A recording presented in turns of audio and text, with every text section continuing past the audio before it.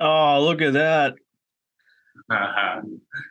That's not Chris Morgan. That's not Chris Morgan. That's the offspring of Chris Morgan. Little Morgan. Hello. Hey, that's a cute picture of Hazel right there that comes up. Hey, buddy. Hi. What's going on, bud? Chilling. How are you doing? Chilling. You look good. Yeah. I dressed up. I know. I haven't seen you in a while, man. Glad you guys did too. Huh? I said I'm glad you guys did too. Yeah. I've been wearing this shirt for 3 days straight, probably. And I showered before this. Thank you, Chris. I appreciate it. That was a joke. I showered too, but yeah. What's going on, man? I like the silverback slicked. You still get the pone? Yeah. Yeah. You know, my first time I showed up at my friend Mike Bachman's house with the ponytail, you know what his dad asked me? What? He's like, Morgan, you know the only thing you find under a ponytail? Horse's ass. Cut that thing off. Like, thanks, Mr. Bachman. I'm feeling good about myself now. How's the fam? How old's Hazel now? In August, she'll be 7. Just getting out of first grade next week. 7. I know. Can you imagine? That's crazy. That's nuts. Yeah, I just spoke with Lane yesterday. He's got a little 4-month-old. Mm-hmm. It is a cute little kid. Yeah. Lane's a papa now? Yeah. Wow. Yeah, I mean, you don't have to like pass a test or register or anything. They just let you do it. Yeah. I don't know if they'd let me do it. They would. That's maybe the issue. Yeah. Maybe it is. Morgan, you wanna get into this open walkie stuff? I thought we were already doing it.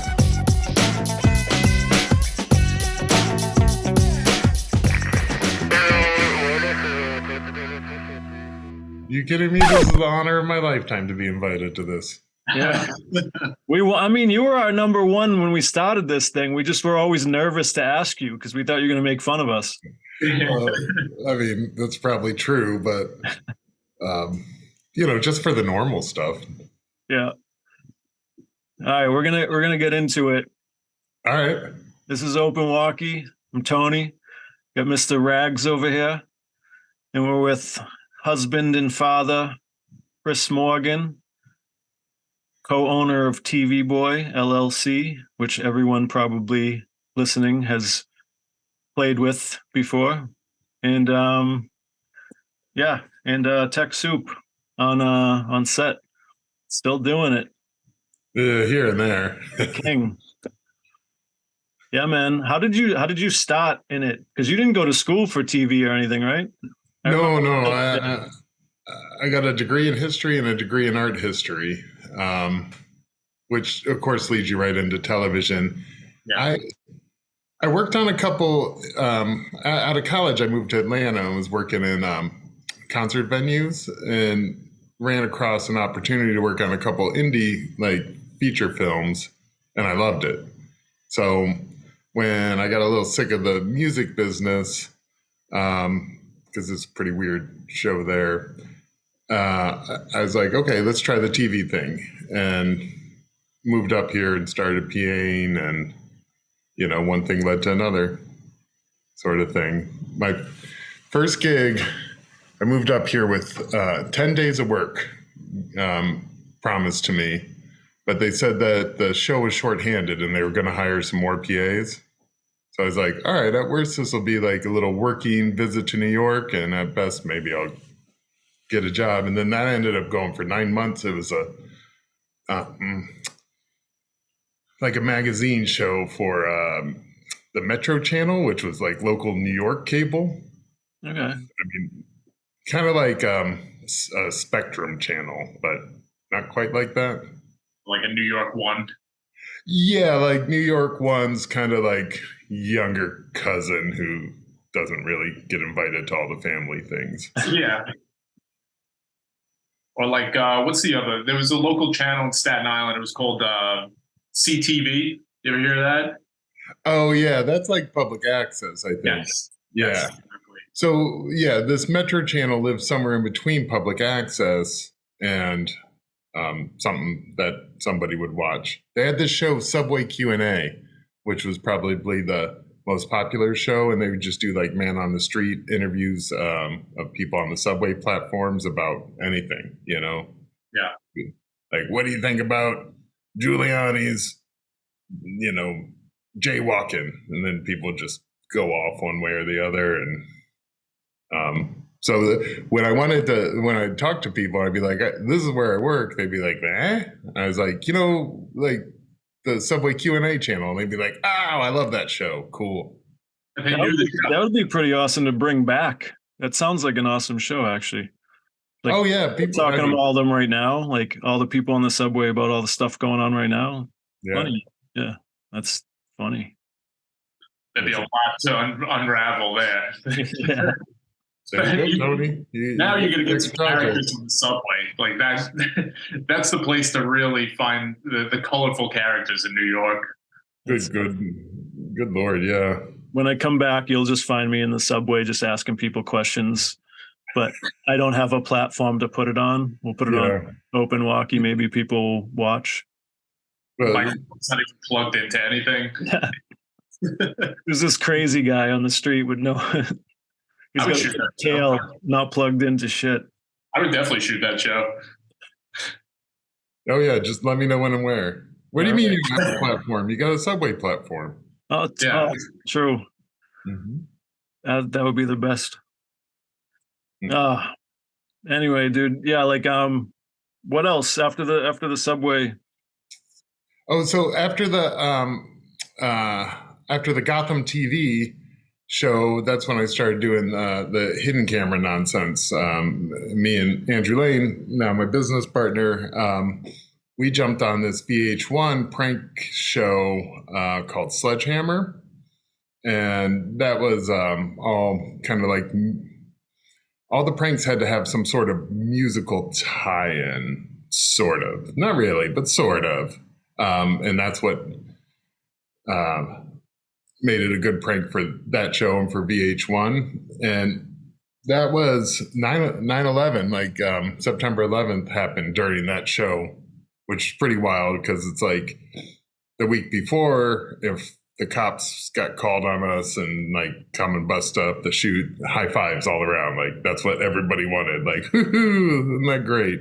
And then a week later, it's just like, no, like everybody's sad. Can we not prank people for a little while? Right. Yeah. This is not a great time for a prank show.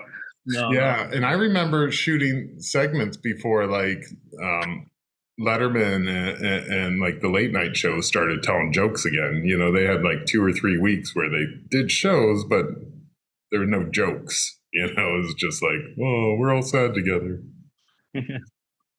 So that was pretty wild. And that is essentially what got us going in the hidden camera stuff and started TV Boy essentially. After that show broke up, Andrew and I were doing like AC work around and about. And we took this really nasty travel job up to Canada with the old Martha Stewart show. And just everything about it was hard and everybody was kind of a jerk. And we got back and like put all the stuff, you know, back at the rental house and went to kind of go like drink it away. We're just like, you know, there's got to be a better way to make money than doing this. I'll never forget, we were doing a 2-camera walk and talk where like it was Martha and some, I don't know, Canadian person. And we're in the bird exhibit, the like chickens and turkeys and stuff, and they're all in the cages. They hate the boom microphones, they hate the cameras, they hate the sun guns that we're holding. Everybody in Canada wanted to take a look at Martha, so like there's gobs and crowds of people. The birds are all flapping their feathers, like going everywhere. It was just nuts. And I was like, this is the worst. People like pushing up on my back. And I was like, yo, this camera guy's going to run me over. The sound guy's going to run me over. Like, get out of my way. Yeah, that's funny. Yeah, that's how did you meet Lane? He was on that, working as one of the PAs on that Gotham TV show. Oh, that's where you actually met? Mm-hmm. Yeah, Perlman was on that show. Joram, BMO was on that show. I don't know if you guys know Justin Hennessy. No. He's from up your parts, Tony. Yeah. But he's an editor. It is a really great group of people, like running around, shooting these weird little like docs around New York. So, but that's where I met Andrew. Like second day I was in New York. That's awesome. So yeah, you guys just had drinks and were like, let's come up with TV Boy. Like, what's the whole process of that? Well, so after the Sledgehammer hidden camera show ended, we were getting calls to do hidden camera work, but we didn't have any equipment to do it. And it wasn't like you could just go rent the stuff at a rental house, like goofy eyeglass cameras and tiny little lipstick cameras. So after about a year of passing jobs off, we were just like, had that nasty shoot. And it's like, you know what? We kind of like came together as like, we should buy some of this hidden camera gear. At least we can do better on those shoots. People have to listen to us because they think we're experts or something, or just know more than they do anyways. So we bought a set of eyeglass cameras and a tiny little Elmo 7mm lipstick camera. And our Sledgehammer bosses got a pilot going for MTV for Boiling Point. And that was our first like TV boy job. We actually shot the pilot before we had like registered like our company name or any of that stuff. We got a check in the mail. I think we'd registered the company name, but then we got a check in the mail. I was like, oh, I guess we got to go open a business banking account or something. I don't know how to cash this. How old were you guys when you started that? I was probably about 29, Andrew about 26. I got a couple of years on him. Yeah. And so Boiling Points was the first TV boy gig officially. How did you guys, I mean, so you didn't have a company yet, and you just went out and bought some hidden camera stuff. How did you guys get your hands up? Because that was already like an established MTV show. So like, how did you guys get your hands on a show not being known at all? So we worked on that show from like the inception, from like the proof of concept tapes, the pilot, because it was the bosses from the Sledgehammer show. And one of the bosses, Frank Gregory from the Sledgehammer show, did some segment producing for that Gotham TV show. So he got Andrew, or let Andrew know that there was some work going, and Andrew just moved over there, got hired as a PA. But then they would let us, on that first hidden camera show, they would let Andrew and I were like, hey, I think we can, figure out a way to do this cheaper or, like without using that other company. And they'd be like, okay. So they let us start playing with like the little gear, the little lipstick cameras and the eyeglass cameras. We got familiar with that sort of stuff.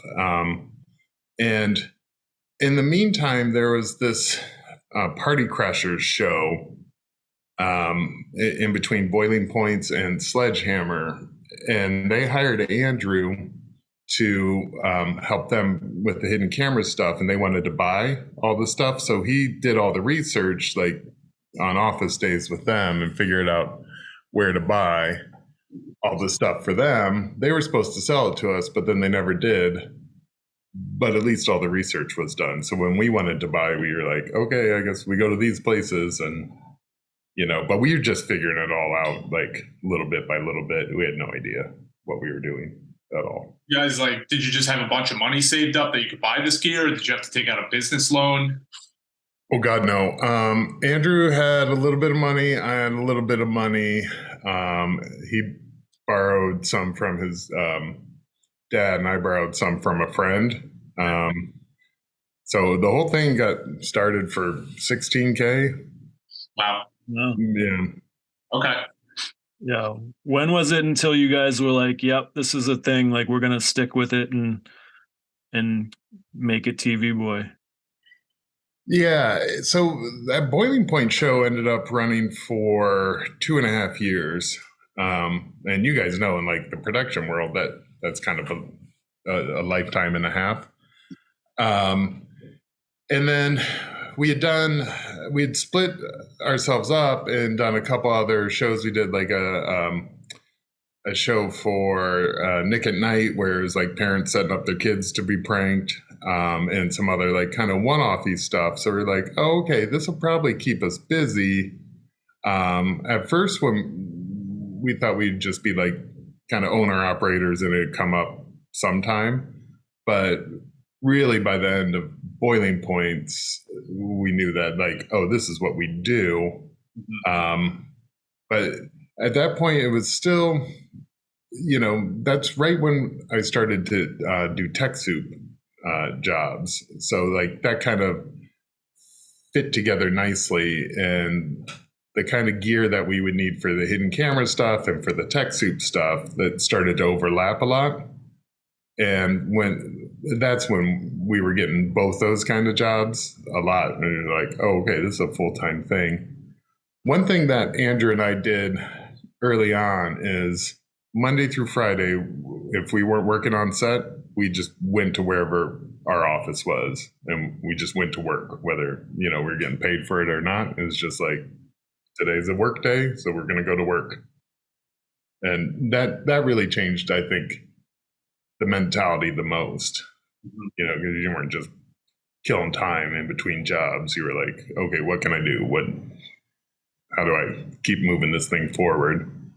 Yeah, I think that's good advice for anybody in the industry. Like, I look back, I wish I had done some of that when I was younger. Is like, don't waste all your time just wasting your time. Yeah, I mean, if I hadn't had the setup, I don't think I would have just naturally done that stuff. Like the Freelancer Tuesday afternoon movie is really a special thing. It's like, hey, shit going on. You guys are very lucky that you found that niche for your company, instead of just like being like, oh, we want to start a company and we want to make TV shows. Like, you guys have like you have a good direction on where you want your company to go, and that niche that was needed and is still needed at this time, So you guys are lucky that you found that. Yeah, you're going to be any more right. It's been real fortunate to have, a couple different things that keep us busy, keep the lights on, keep the crowd around. Yeah. Right. Yeah. What was the first big show? Oh, go ahead, Regs. No, go ahead. Your question's better. I was gonna say, what was the first like big show when it was like full on TV Boy everything that you could think of? Well, that's a good question. It was a little bit that Boiling Points. The first competition reality show, Tony, you'll remember, was Design Star 6. Oh, yeah. Where with sub rentals and what we owned, we turnkey that whole job. That was stressful. But we did get it done. But that was right on the heels of When I Met You, which was that whatever Food Network star. Yeah. Or no, not When I Met You, the second one. I think that was. Design Side was the second one, I think. Yeah. Yeah, because we came out to Los Angeles for Food Network Star 2 years in a row. The first year was When I Met You, and then you worked it again the second year, and then that's when you came back over to New York. Yeah. Yeah, with that Design Star work. Yeah. Locked in. I was a driver on one of the seasons of Design Star. I forget which one it was though, but I was transpo on one of those seasons. Oh, nice. Yeah, because that was like it was like the Apprentice people doing design. Yeah, for some reason, season 6 they switched over to that weirdo CBSI2 production company that always did Food Star.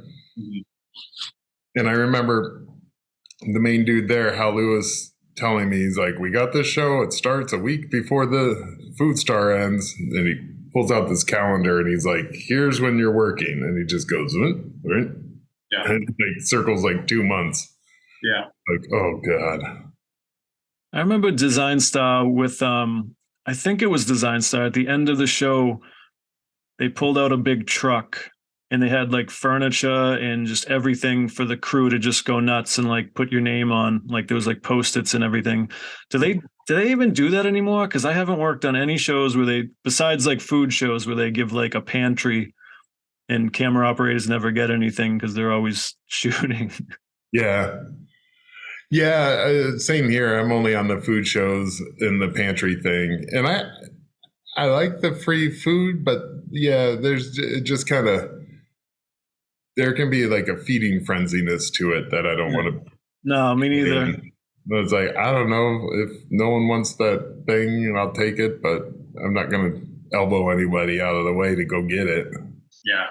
I got some pots and pans from Beat Bobby Flay years ago, but I don't have those anymore. But they were good pots and pans. And I remember, I mean, that was, I haven't done Beat Bobby Flay since like season 8. Maybe season 8, 9. I think we just finished 26 or 30, 36. Yeah, so it's been a while. Yeah, it has been a while. That's where I met you, was on that pilot. On Beat Bobby Flay, the pilot. Yeah, met you and Shoop all at once. Whoa. Yes. Right. Yeah, that's right. It was just me and Shoop. We were the whole camera support team, and he was. I was teaching him as we were going. Well, I remember showing up. I think it was me and Happy, and I'd like roll up, and you're like, "Okay, I'm the AC." And I was like, "Wait, I thought this was a 6-camera shoot." And you're like, "It is." It is. Like, but for a bonus, the interview room is 2.5 blocks away. So. Right. Oh my God! Yeah. And now Shoop is he's like a mini Morgan now. That's right, the tech Shoop. Yeah, tech Shoop. I love that. Yeah. Yeah. I saw him. I saw him last year on Summer House. I think that's the last time I saw him. Oh, nice. Yeah. Nice. Are you going back out? I'm not doing this season. I'm on another show that's going until like October in New York. Wonderful. Yeah. Yeah, you don't have to drive out to the Hamptons for all of your Fridays, Saturdays, and Sundays in the summer. Although oddly enough, we're going out to the Hamptons this weekend to shoot. If you see any of the gang, say hi. Oh, I will. I definitely will. Whereas with some of the places that you've traveled that you like that stick out for like shows, I always like to ask that because like, traveling around for different productions is always fun. Yeah. My favorites have been when we're like sticking or moving, like the real like string out road trips. What Would You Do has done a couple of those where you're like in one town for 2 or 3 days and then you move to another town. Some of the cooking shows. Were you on Late Night Food Fight with us, Tony? I don't think so. I don't think so either. That was one of my favorites. That one went from Austin to Memphis to Nashville, Atlanta, Panama City, and New Orleans, and then like extended the stay in New Orleans. We had a good time. New Orleans is always a good time. I mean, I love that place. It's one of those cities that's like I would go back all the time. You don't like to revisit some stuff. Sometimes I'm like, I've seen that city, I'm done. But New Orleans, I've worked there 3 times and been there a couple times for fun. Yeah, it is. It's good. I always like going, places where I know people and you can like get a little visit in. We did 3 weeks of What Would You Do out in Portland, Oregon, and that was really nice. I really enjoy it there. Good food, good living. I've only been to Portland once, and it might have been somewhere, I don't know. I know it was raining the whole week though, so we didn't do shit. It was like, oh great, we're in Portland, Oregon, and it was always raining. You can just do shit in the rain. torrential downpours all over the place. I think the place I've been sent to shoot the most is Las Vegas. Really? Yeah. I mean, maybe 8 times. I don't think I've ever done a shoot in Las Vegas. I've never been to Vegas. Oh, yeah? Yeah. It's like, I don't know, somewhere it's like I've never really cared to go there. And every time I've planned anything, it's like it just kind of fell through. And yeah, not meant to go there. I'll probably lose all the money that I have left. Yeah. Well, they're good at taking your money. Or you could double up. That's right. Do you know me, Rags? Do you know me? I'm not doubling up anything. Not a double up guy? No. I'm a double down. Yeah. I would say, just remember this, though. My favorite place I've ever traveled to shoot is VAK's Puerto Rico.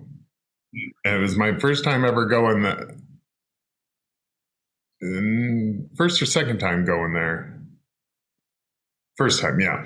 And I've been back like 8 or 9 times. Not for work, just for fun. Yeah. Yeah. I love that place. Where did we go in Puerto Rico, Tony? I think we went around that area. No, I don't know. I forget.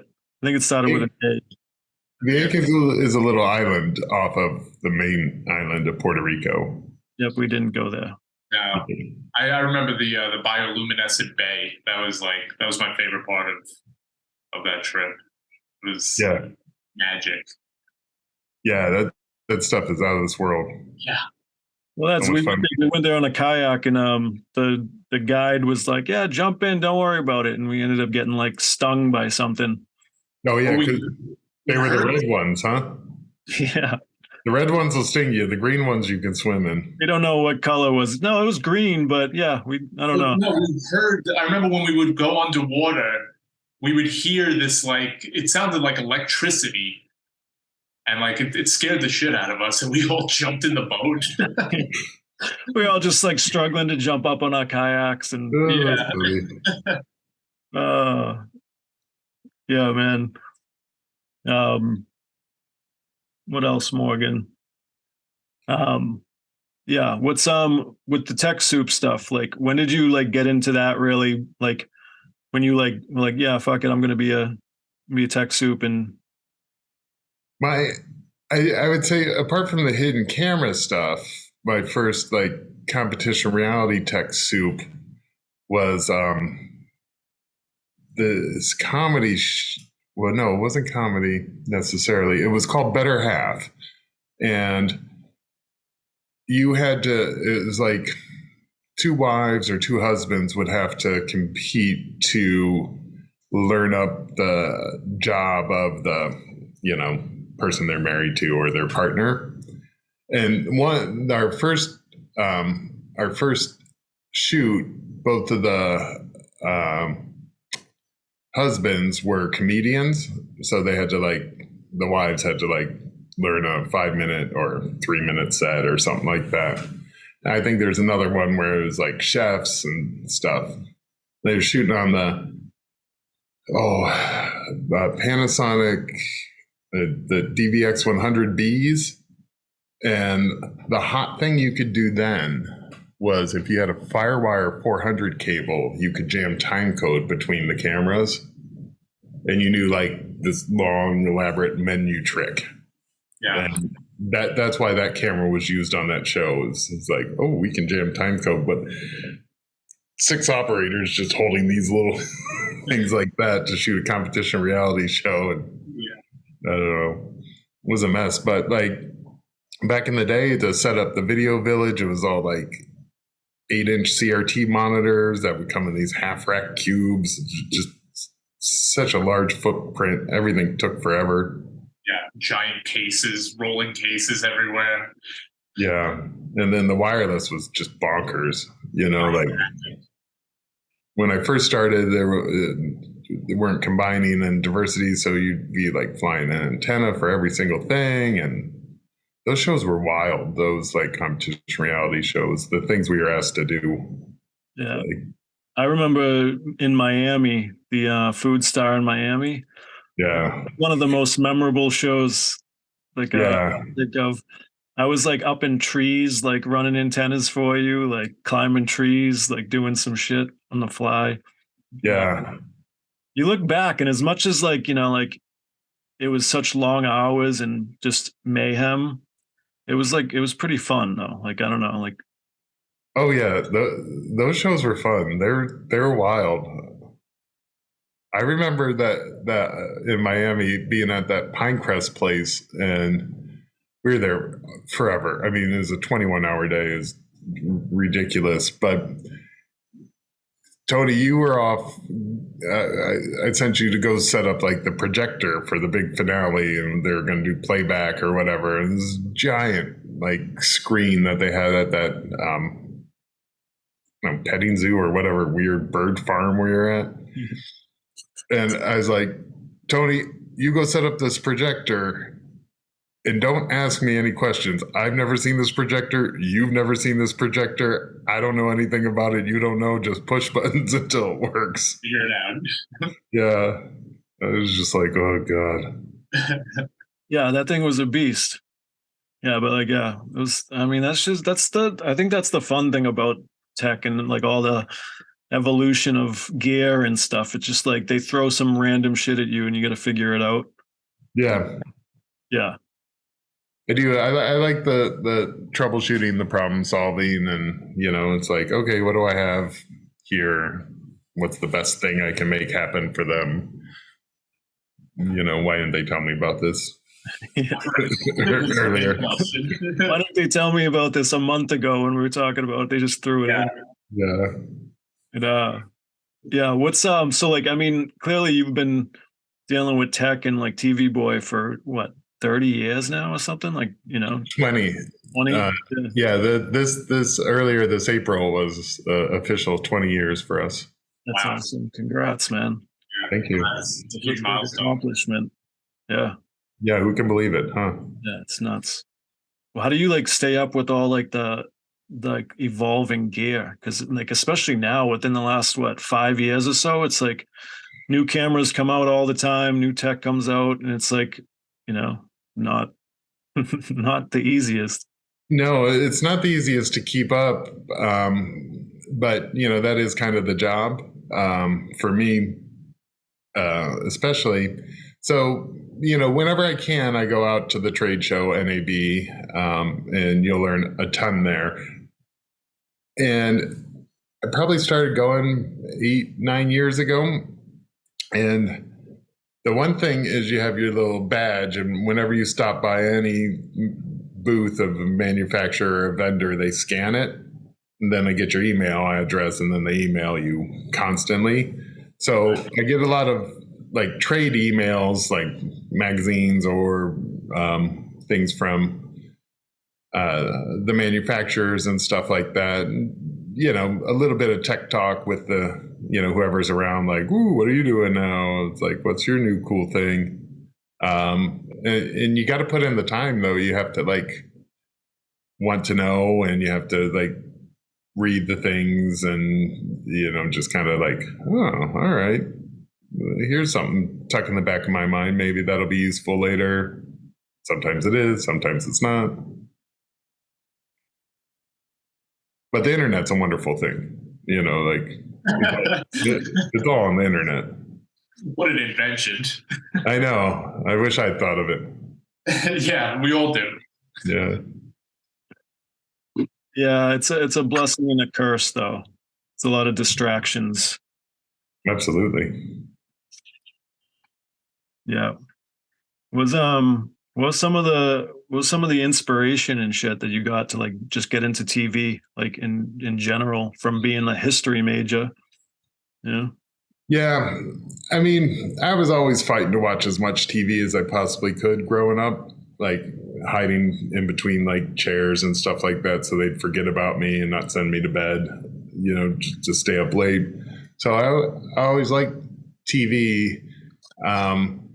Even in college, I knew I wanted to be in entertainment of some sort, like events or, music, storytelling, in some way, shape, or form.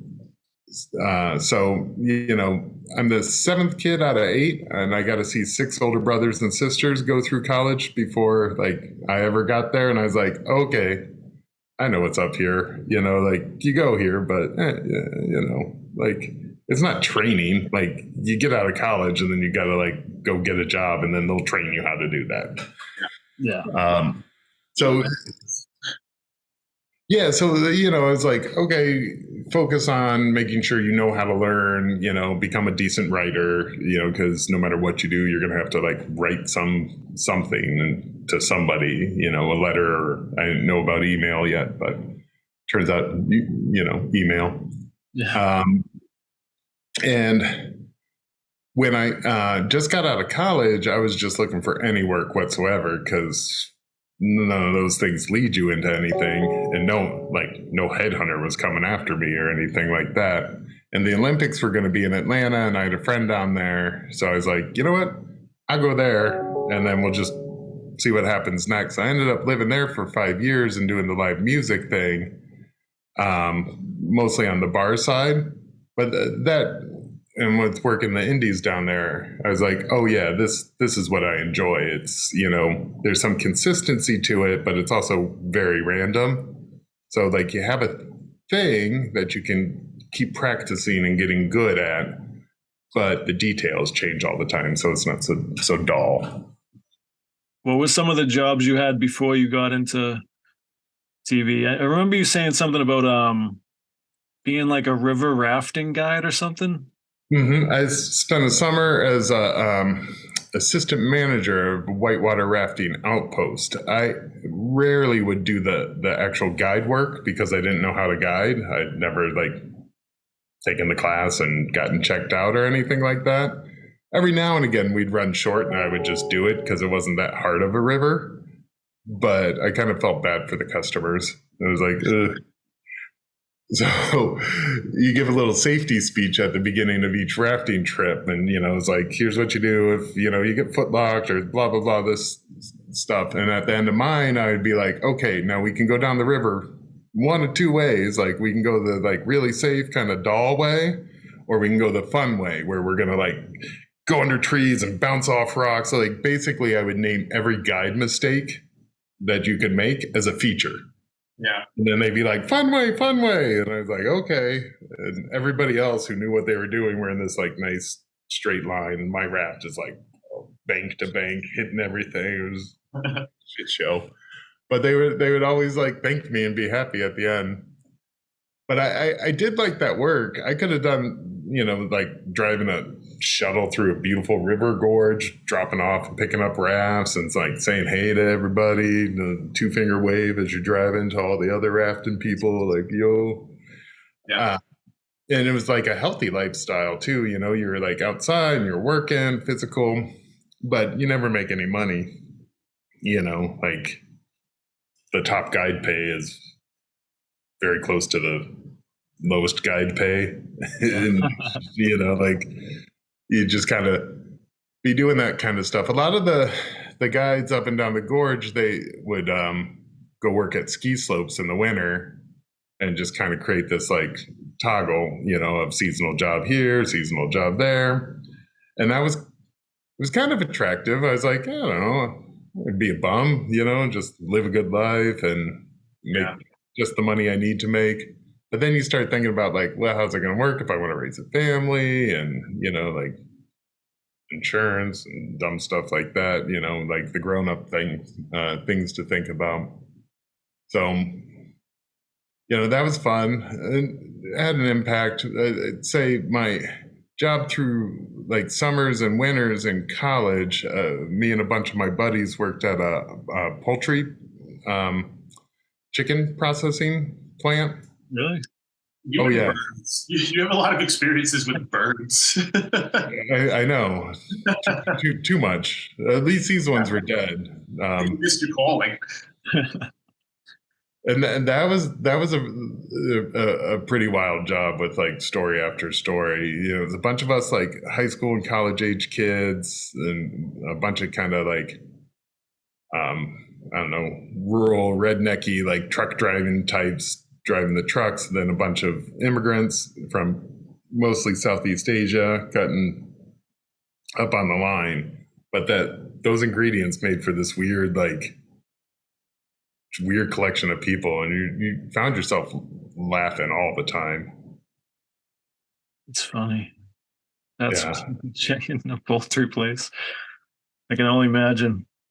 Well, yeah, especially in the wintertime, like Thanksgiving and Christmas, big time in the poultry world, big time. So you would go and tell the boss, Bobby, to be like, yo, man, I don't want to work during the school year. So like, give me every hour you can. And you would end up being able to get like over 100 hours every week.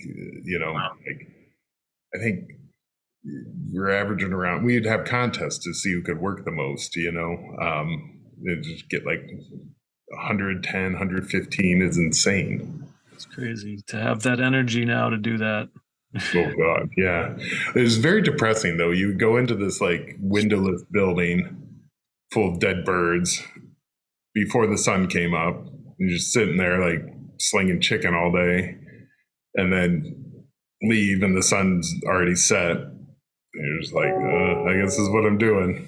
Yeah, I guess that's a good way to reflect back on, like, if you're having a shitty day at work now and you're like, oh, well, it could be, plucking chickens or whatever. And it would be this place. Right. Sure, 18 hours putting different chicken parts down a conveyor belt. Yeah. What a job. Yeah.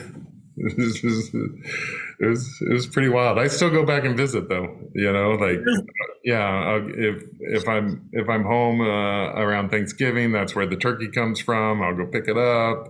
Oh, that's awesome.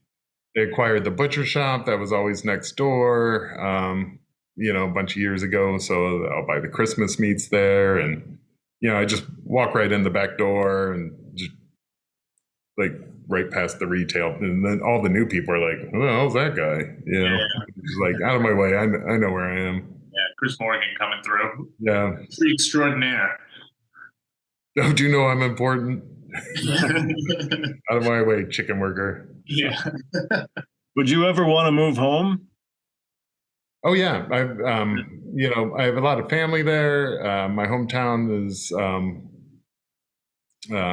nice hometown. It's good looking old houses. They're dirt cheap. I actually had to disable the Zillow alert because I was just like, I told Michaela, I was like, I almost just bought a 27 unit apartment building because I thought it was a pretty good price, and I don't think we need that. So I'm not going to look at real estate in Akron anymore. But yeah, career stuff keeps me here, but and I don't mind being in New York and everything like that, but I could be convinced to move back home. Yeah. Yeah. For the right price. Yeah, exactly. Or, retirement where you take like the expensive big city money and spend it in a lot longer in a small place. Right. A New York dollar goes a long way in anywhere else. Yeah. I mean, back home, you can like, it just, when you're looking at apartments and real estate here, and then you look at it there, you're just like, okay, I can get this whole thing for this down payment. So, Yeah. Yeah. Yeah, I didn't know your dad was in the Air Force. Yeah, he was a dentist for the Air Force, but ended up retiring lieutenant colonel. That's awesome. Wow. Yeah. Colonel Morgan. Lieutenant colonel. Lieutenant Colonel Morgan. Yeah, a colonel is a different person. A lieutenant colonel, I think, outranks them. Oh, wow. Right. Yeah. So we would move around all the time. Like, if they ever wanted to move the family, he said yes, because usually the moves would come with a promotion, and promotion came with more money, and he's having a lot of kids. So, the more money, that's not bad. But we spent the family spent 3 years in the Canal Zone in Panama, 3 years in Germany. I was born in Kansas. My sister was born in Michigan. A couple of them were born in Ohio before they started moving around. Another brother born in Charleston. Wow. But yeah, there's just mostly, if we were stateside, we'd be there for a year and then move. And then whenever they deployed us internationally, that would be a 3-year clump. Right. And you wanted to be a pilot.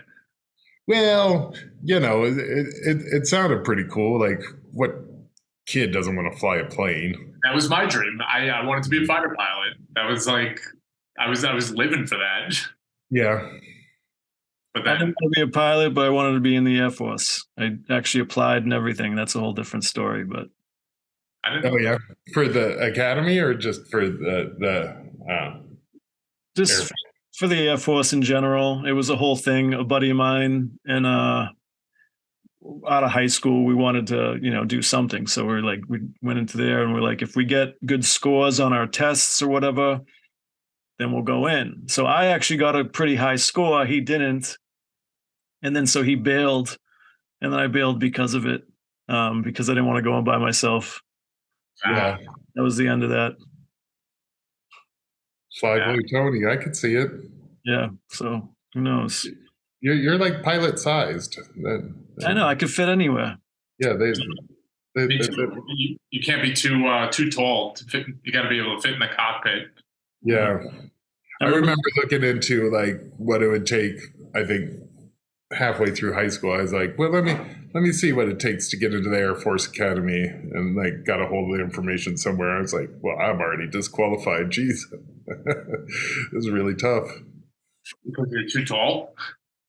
Oh no, it was more about the grades and stuff. Yeah, that was my issue too, was the amount of school that you had to go through. Not a school guy. Yeah. Yeah. No, I mean, school's a whole different other topic. School doesn't teach you shit, like you said earlier. It's like you come out, it doesn't prepare you for really anything. No, it's different. It's not an apprenticeship. It's not training. It's just school. Yeah, right. Yeah. Although I will say the hidden camera stuff, I leaned heavily on what I learned in art history, like where the eye wants to go and, the kind of subconscious nature of like framing and stuff like that. Yeah. So when you're hiding cameras, all those stupid tricks help, it's like. It's like the psychology of everything, of like where people are going to look and, how they're going to act towards, certain scenarios. Yeah. That's cool. What's one of your favorite shows that you've done hidden camera that you're like, shit, I wish every other show was like this? Oh, I do enjoy What Would You Do? You just never know what you're going to come across. And I love that. And Boiling Points, I could have done that forever. You just posting up, waiting for some college kid to act shitty in your trap. It's so much fun. You just laugh all day long. Yeah. And especially on that one, the audio setup to be able to talk to the actors was just an open mic in the control room. So as a robot operator, you could just yell a funny line, and whether the producer wanted the actor to hear that line or not, they'd hear it. And then if it's good, they'd say it. Yeah. You'd be like, I got one through. And that was fun. Later, we did a version, we did this for country music television. It was called Prankville, and it was a lot of the same people from Boiling Point, same actors, same crew. And we would go up to Danbury, Connecticut for 4 days at a time and just prank the people in Connecticut and try to make it look like it was down south or something like that. And that was just the most fun. We had a really great group of people. The jokes were funny. The actors, we were all kind of good at all of this stuff at this point. But it was on CMT and no one watched it. So, And that one season we did the parents pranking the kids was awesome. It was so much fun to see those little shits get pranked and stuff like that. And they go from as young as 5 years old, and then there's a couple where we did teenagers. We were out in the middle of Pennsylvania, just nowhere, nothing close to it that you had ever heard of at this weird failing mall, doing a cell phone bit where the parents were okay, kid, you finally get your cell phone now that you turned 13, but it's like the Zach Morris, like giant, like phone that no kid would ever want. And we go through this whole thing, and this teenage girl, she's just so pissed off at her mom. She hates the phone. They reveal, and this is supposed to be like when like everyone laughs, and the kid just looks at her mom, and she's like, now I know why dad divorced you, and like storms out. And I was like, wow, like I'm so scared of teenage girls. Yeah. Oh yeah. Well, you're gonna have one soon. Yeah, you only got like 6 years left. You know, right? I know. I'm very aware. Your hidden camera shows suck. I told her when she was 4 years old, I was like, hey, look, sweetie, if you can make it to 18 without rolling your eyes at me or slamming a door in my face, I'll buy you a pony. Okay. And I was out of that bet in 2 weeks. Yeah. And then she's like, she's like, you know what? I didn't want a pony anyway right now. So no one really wants a pony. Yeah. It's like you just want to ride. You want to ride it, and then no one wants to take care of a pony. No, it's expensive. And pony. Yeah, I'll bring you a pony in Long Island City. Yeah. Ride around. Go ride it to school. You got a hitch and post of PS384. So as like a tech soup, I remember going on a show. It was a hybrid scripted and reality thing, but it was all scripted people. And when I got there to go fix some stuff, they put me out in LA, and they didn't know what a tech soup was. So it's like people in the scripted world, like they were doing big stuff, and they were like, what is a technical supervisor? Because they have all that stuff. So for anyone, all the people that are listening, what would your description of like a tech soup be, a tech supervisor? Yeah, I would say the technical supervisor's main job is in charge of monitoring, making sure all the pictures get to all the places that they need to go from the camera. And to be able to do that, you need to set up the engineering and the wireless video or the, wired video. But basically, you're just there to take care of all of the random and various technical needs that aren't necessarily lighting or camera, but can be camera. So I think it's just the kind of like utility infielder, the glue guy that kind of keeps things organized and moving, quickly. Yeah. I mean, it's an important job, especially in reality competition and stuff. But yeah, I was surprised when I showed up, all scripted people, and they were like, we don't even know what this is. And then after the whole thing, they had a lot more respect for reality TV and competitions in general, because once it started going and like things started, they were like, holy shit, like, we weren't used to any of this stuff. So yeah, it has its own sort of pace and vibe. It's not quite, shooting the baseball or the basketball game or the concert. It's not live like that, but it's not scripted, where, this stuff, the amount of equipment in general is just huge. When I started back in the standard def days, before there was a lot of competition reality on television, a multicam shoot would be like, we added 2 cameras to our single camera show, and now we have a 3-camera shoot, and everyone would lose their minds, like, oh my God, this is so difficult. And then yeah, and you would run like all those old school cameras had time code outs on the camera, so you just daisy chain the time code from camera to camera, and it was a thing. So it doesn't surprise me that other people in the industry don't really know or use tech supers, because in the live world they would be called something else, and they have a whole team. Like that truck's coming, and I don't know how to operate that truck. Someone else is gonna, like, I know I need someone to do that, and like my TD to do the switcher and my engineer to do this. But I think as the competition reality started, it's just too much stuff. Like if you try to have just the ACs do it, then something wasn't getting done, like typically the setting up the monitors or, so it was interesting, it was like, in some ways we all kind of just invented the position and, just keep inventing it. Yeah. Well, I mean, yeah, it's definitely, I think it comes down to troubleshooting too. It's like, I mean, I used to be like in awe of all the stuff that you were doing, like connecting some shit. And I'm like, how the hell did he like learn any of that stuff? And it's like, but I don't know. I just think I liked being a tech soup and I liked doing all that stuff just for like the troubleshooting aspect of it too. Because it's kind of like that thrill of like when something goes wrong and you can go out there and fix it quick and everyone's like, how the hell did that happen? Yeah.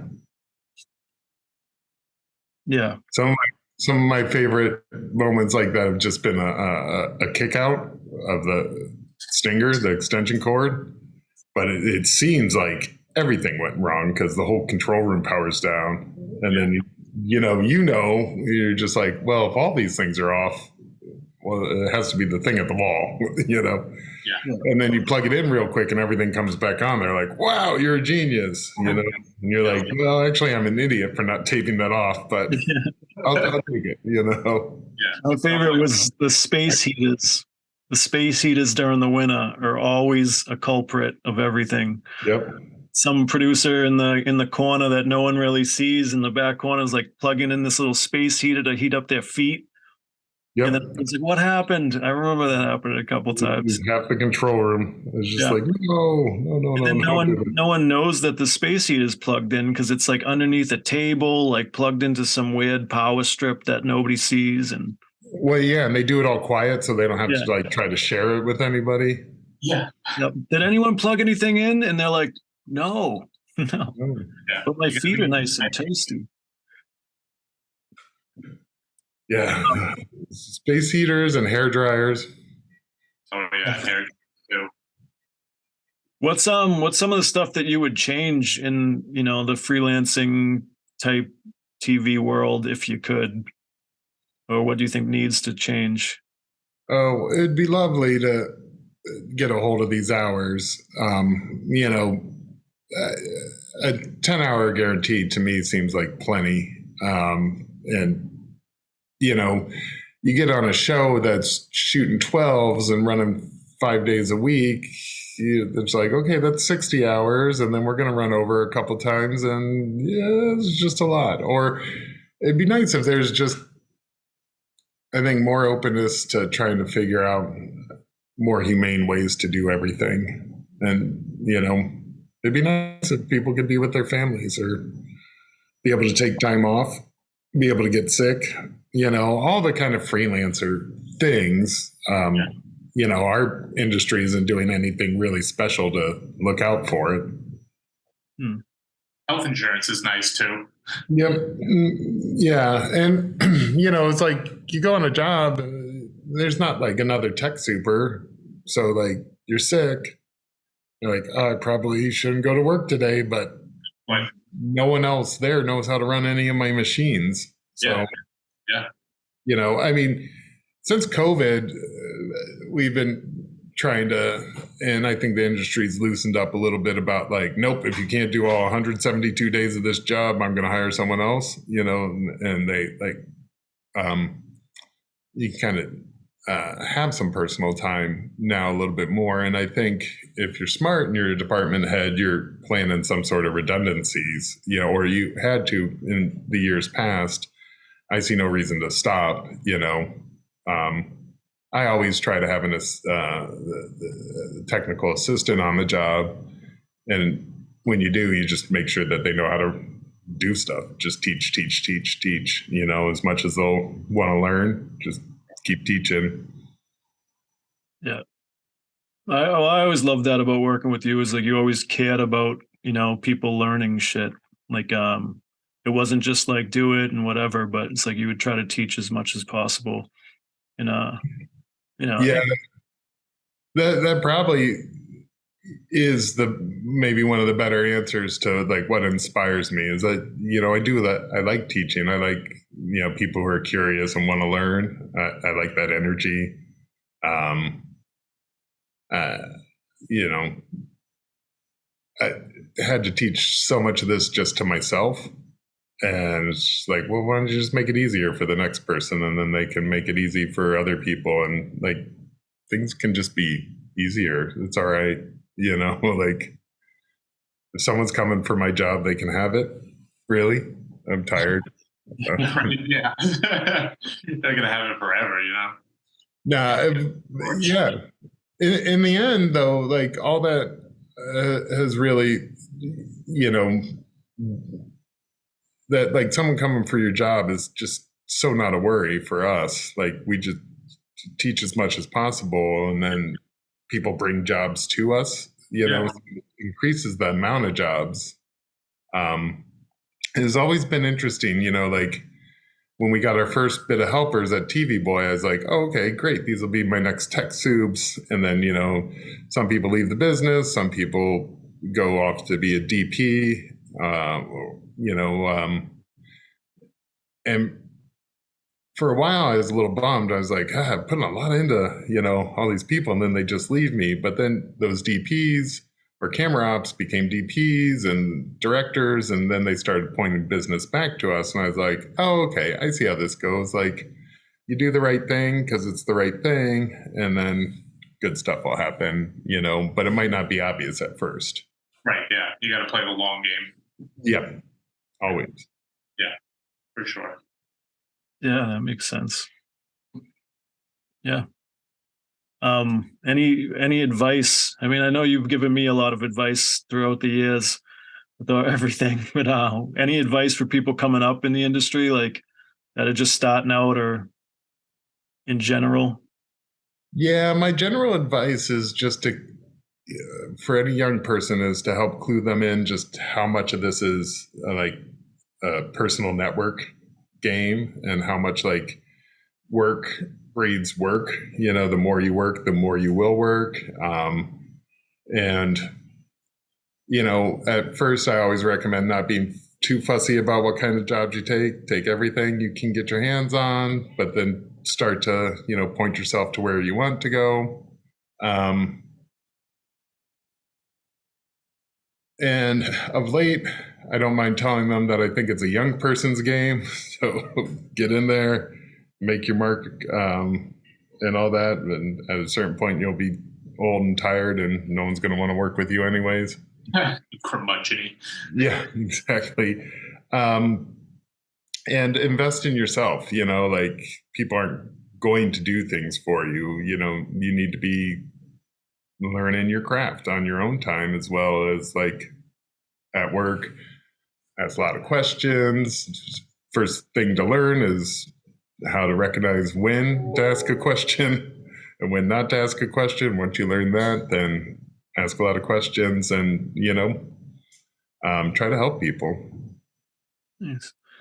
Speaking of asking questions and stuff, I just thought of just being like an HOD, like head of the department, just sitting around a table with other department heads. It's like, how much have you learned from just like the production aspect in general of like, you know, just being around other people and learning different departments through just having them talk? And yeah, it's always interesting to see how each other department head solving their problems, their technical problems, their staffing problems, their scheduling logistical problems. And, you know, even if it doesn't necessarily pertain to you, you might learn something, or, you know, the more you pay attention and the more of that information you take in, even if they're talking about like something about the hair and makeup department, it might clue you into like, oh, okay, this is this part of the schedule and it's supposed to happen like, you know, this, and this, and it's not going that way. So now I can't anticipate the schedule's going to change or something different. But I think as much as possible, know everything there is that's put out. Know the schedule, know the content, you know what the show's trying to do, even if it's not like kind of a priority of your job role, it still matters. Mm-hmm. Yeah. I feel like there's a disconnect with some people sometimes when they don't get that information. You know, you just work in the same department and then you don't really understand the bigger picture of what else is going on. It's like everyone, you know, it's a team effort. And I think sometimes people are just caught in the dark, you know, without doing that. Because if it's not relayed through that HOD, you know. Yeah. Well, you know, being the tech soup, you're in the control room all the time. Less so now because they don't want to catch my germs or whatever. But growing up, like sitting in the control room, you see all the different problems that come out and you see the decision-making process. And kind of like you were saying, as a rank and file crew member, you might just see this decision. You'd be like, well, why didn't they just do this thing and their other thing? And you're just like, well, you know, actually they had good reasons, but you know, who knows in the end? Like, eventually you just have to make a choice and hope it's right. Yeah. The communication with everything. I think that's a disconnect with every aspect of this world is communication. I couldn't agree more. Yeah. Anything else you want to talk about, Morgan? Real quick before we sign off? Oh, I don't know. No, I don't have any soapbox to get up on and preach about anything. Very happy to see and talk to both of you guys. Same here. It's been nice. I know. It's been a while. Yeah. Long-time listener, first-time caller. All right, we're gonna cut and hang on for a bit. We'll chat a little bit after if you get some time. All right, yeah. All right. Thank you for listening.